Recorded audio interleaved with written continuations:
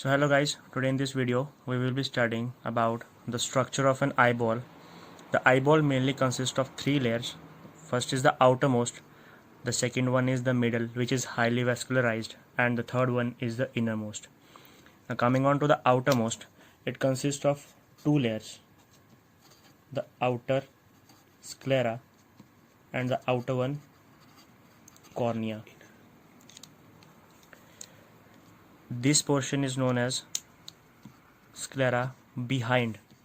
At this point where cornea and sclera are joined to each other, this is called as corneoscleral junction. The sclera is somehow opaque, whereas this part is called as cornea. The cornea is transparent, and that is the reason why light enters into the cornea.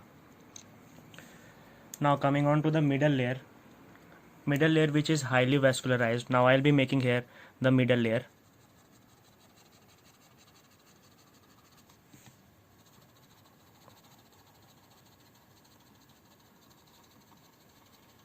This middle layer is also known as the uveal tract. This portion is called as optic disc.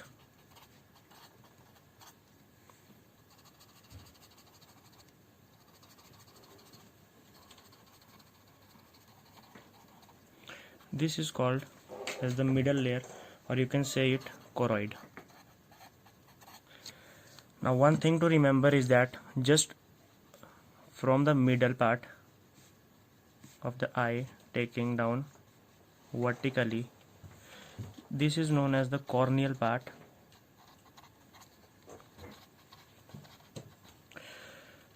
Just posterior to the cornea, a structure here known as,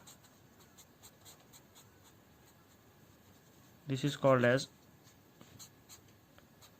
the ciliary body.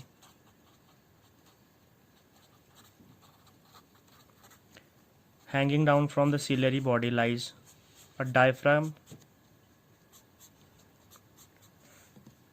which is known as iris.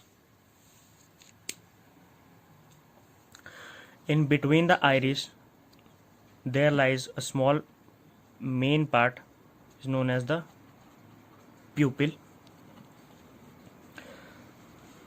In between the iris and this portion, the corneoscleral junction, this is the posterior compartment, and front of it lies the anterior compartment.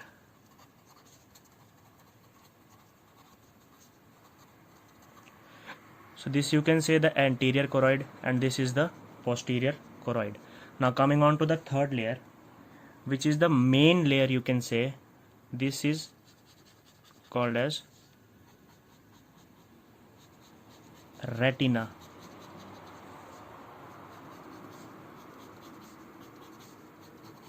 The retina further consists of two layers. The outer one is pigmented layer,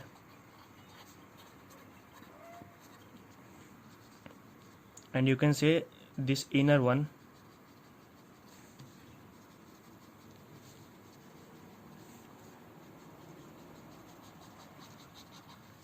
this is the neural layer. Now you might have heard about the rod and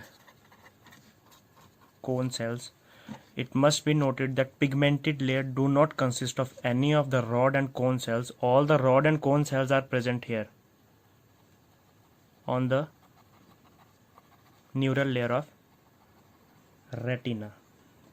However, somehow it may be noted that when moving from posterior to backward, just in between the corneoscleral junction and the corneal part, the rods and cone cells get diminished.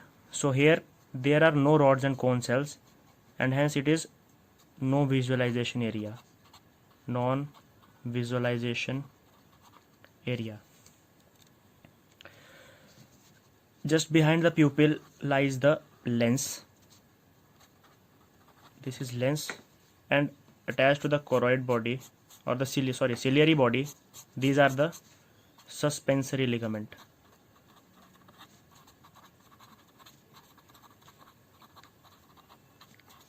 Which holds the lens at their place. Now, in between, I already said that in between this suspensory ligament or lens and the iris, this is the posterior chamber. This hole is the posterior chamber, whereas in front this is the anterior chamber. Now what happens just behind the lens, all this part, we'll be making it with just like this. This whole part just behind the lens is filled with a fluid called as vitreous humor, whereas the part in front of the lens is filled with another type of fluid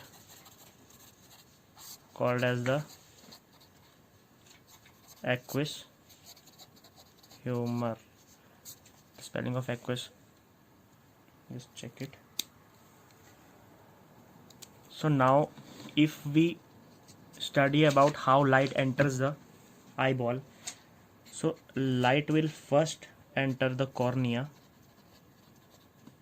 then going through aqueous humor strikes over the pupil, it contracts or dilates, then over the lens, passing into the vitreous humor, striking on the neural layer of retina, stimulates the rods and cone cells. These then convert the electromagnetic waves of light into electrochemical impulses, which then passes through the optic nerve to the respective parts of the brain. So guys, this was the whole structure of an eyeball. I hope you all understood it. Thank you very much.